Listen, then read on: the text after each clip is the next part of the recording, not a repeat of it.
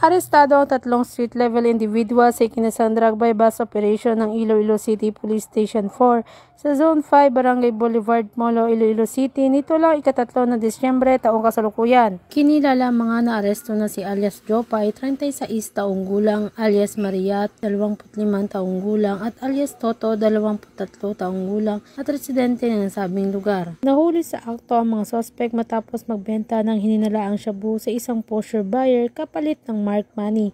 Sa kabuuan, sa humigit kumulang 25 gramo ng hininalaang shabu ang nakumpiska na may standard drug price na 170,000 pesos. Kasalukuyan nakakulong ang mga suspect sa custodial facility ng Molo PNP habang inihanda ang kaukulang dokumento para sa pagsampa ng kaso sa paglabag sa Section 5 Article 2 ng Republic Act 9165 o ang Comprehensive Dangerous Drugs Act of 2002. Patuloy ang PNP sa paghahatid ng hustisya at pagpuksa sa mga drug network sa lungsod ng Iloilo. Ang operasyon na ito ay patunay na walang humpay na dedikasyon para maprotektahan ang komunidad laban sa banta ng iligal na droga.